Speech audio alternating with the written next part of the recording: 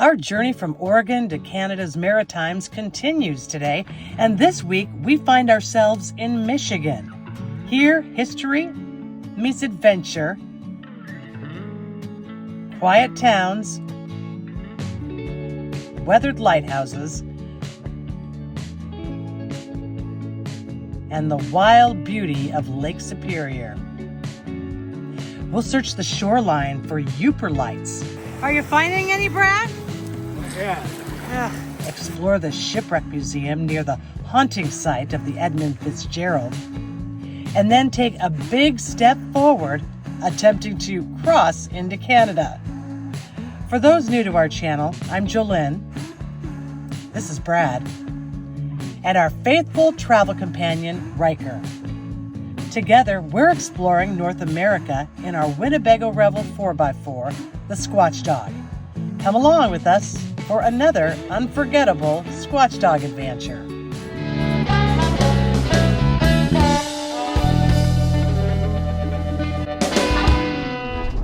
Here's the Michigan Welcome Center right over here. Oh, here's the sign.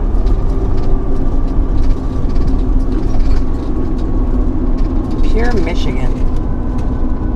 All right, we're now in another state that we've never been in before, Michigan. Never? Never. I don't think I've ever been in Michigan. I don't think I have either. Maybe when I was a kid, when we traveled to New York, maybe, but I don't think so. I don't think I ever have. Once we cross the bridge from Wisconsin, we roll into this adorable little town of Menominee. During their heyday, back in the 19th century, this area became the largest lumber-producing town in the U.S. And the guy who invented the loom used to weave wicker also brought his machine to this town, and it's used to make wicker furniture and much more to this very day. Menominee is also home to the Menominee Pier Lighthouse, which was first lit back in 1877 and operates to this very day. Brad's reading all about the lighthouse. The lighthouse originally sat on this spot between 1877 and 1881. It was then moved to this spot in 1881.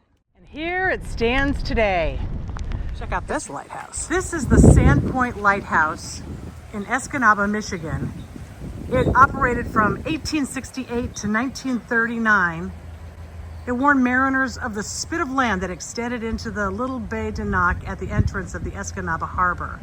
And this lighthouse no longer is operating, but you can go in and tour it, so let's check it out.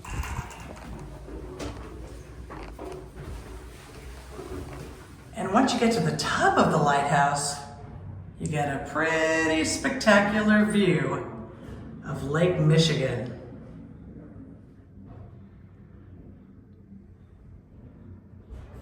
On the second floor of the lighthouse were some additional rooms where they lived.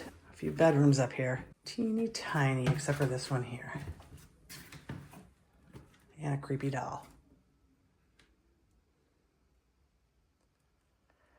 This is the first floor of the lighthouse keeper's home. And they've turned it into kind of a little museum here.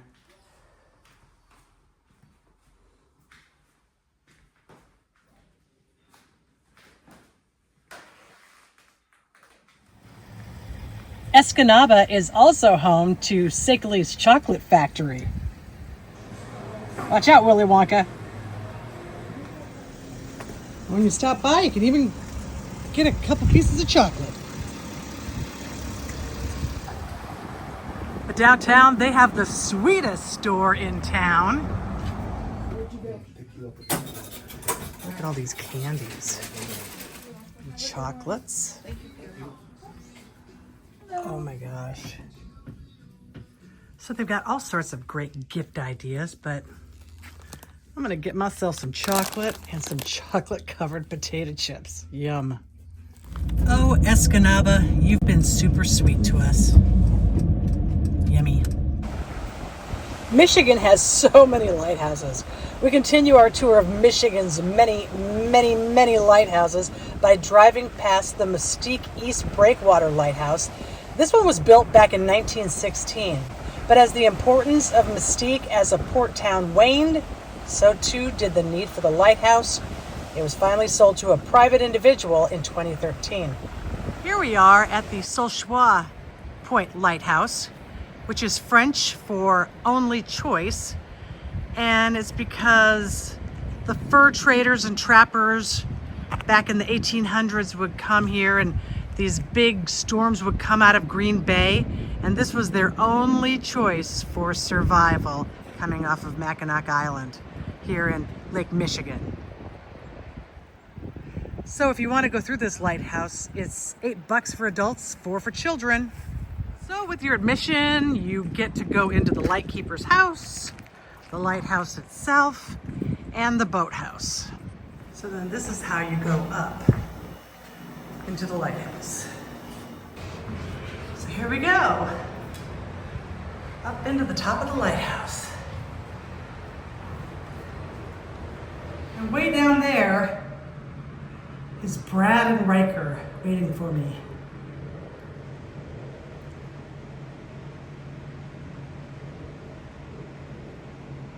So this is Lake Superior. So this is the Point Iroquois Lighthouse. The Point Iroquois Lighthouse was built in 1856. It underwent some renovations back in 1983 and was then opened to the public, and now it sits on the National Register of Historic Places. And for good reason. It is an absolutely beautiful lighthouse. So I went into a grocery store in Paradise, Michigan, and got this black light, because tonight I'm gonna go on the shores of Lake Superior and look for a rock that glows with a black light, and they're called Yooper rocks, and they're really pretty when you have them glowing at night with a black light. So we got this little place over here near the beach to Lake Superior.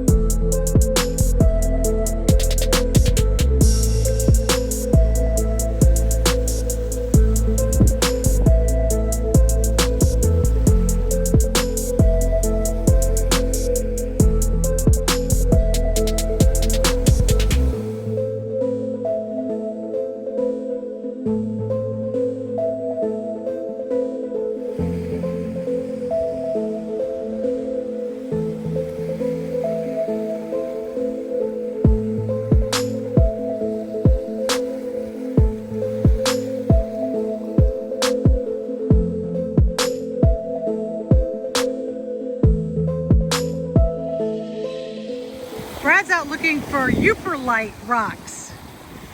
They're cyanite rocks that contain a fluorescent sodalite in them. So they glow like pink or orange, depending on your light, when you put a black light on them. And you'll only find them here on the shores of Lake Superior. Are you finding any, Brad? Not yet. Yeah. Must be harder than it looks. We met a lady who found some. Yeah. They're really cool. Still looking for Yooperlites. He's still looking. He's still looking.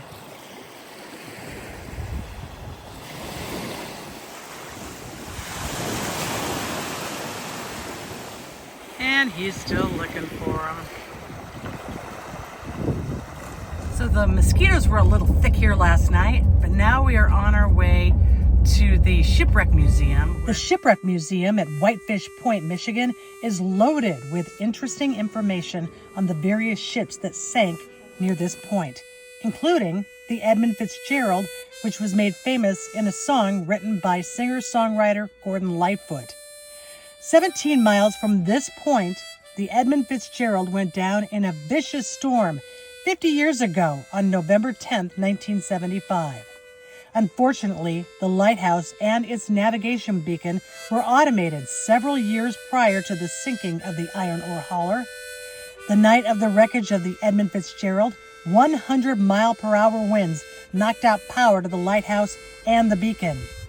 The outage of the beacon made the already perilous journey even more hazardous, as the Edmund Fitzgerald lost a critical navigation tool. This is a statue that memorializes the wreck of the Edmund Fitzgerald.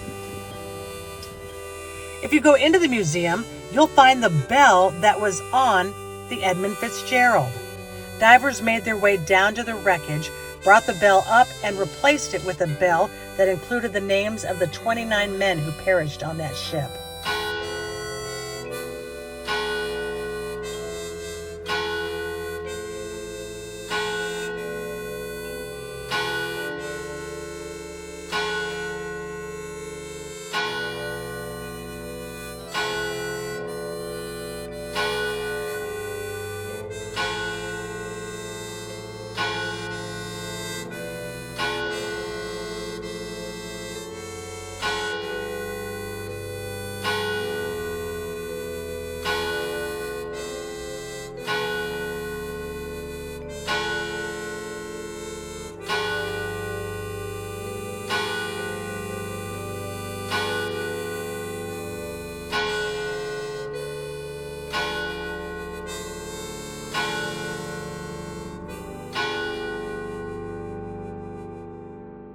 What'd you think of the museum? It's great. Yeah, it was. Edmund Fitzgerald. And many other shipwrecks. Man, there's a lot of shipwrecks around here. Yeah. It's almost as bad as the Columbia River Bar. Oh, that's true. I wonder who had more. Yeah, I wonder too. Travel along Whitefish Bay for about an hour to Bay's Mill, and you can visit the scenic Mission Hill Overlook. Here you'll find picturesque views of Lake Superior, a couple of lakes, as well as the Laurentine Mountains. It's supposed to be especially pretty in the fall. Meanwhile, the historic Mission Hill Cemetery is directly across the street. You'll find gravestones dating back to the early 1800s. So there's a bunch of plaques in the ground that say unknown. So I don't know if this cemetery is just so old that they lost the markers and they have no idea who some of these people are. Or if they're just people that washed up, I don't know. It's unknown. So this plot is in memory of the sailors of the steamer Myron that capsized back in 1919, in November of 1919, on Lake Superior. Now, ironically, the crew tried to get on a lifeboat, but they ended up perishing while the captain stayed with the ship, and he ended up clinging to a portion of the floating wreckage and survived. Brad likes this tombstone. It says, "Gone fishing." I love it. I'm going to do that for you, Brad, when you die. Put a fishing pole? Put a fishing pole on there and say, "Gone fishing." I wonder if there's a dog here. Kind of looks like it could be a dog. Or a firefighter. You ready to cross the border? I think it's time. I do too. Let's go to Sault Ste. Marie, which is over at the Canadian border. But first we need to learn some French. Oui, oui. Oui, oui. Hopefully that does it. There's Canada straight ahead, but we're gonna take a little detour. So we are in Sault Ste. Marie, Michigan, which is the last town that you go through right before you get to the Canadian border. You gotta cross the river. Or actually, not the river, but I guess it's the river. It's the St. Mary's River. But before we do that, we decided we're gonna go over here and see the Soo Locks. And this is kind of the area where all of the Great Lakes kind of connect. You've got Lake Superior, Lake Michigan, and Lake Huron, which all connect in this area. So we're gonna go check this out. It's supposed to be pretty cool watching these big ships go through these locks. Hopefully we'll catch one.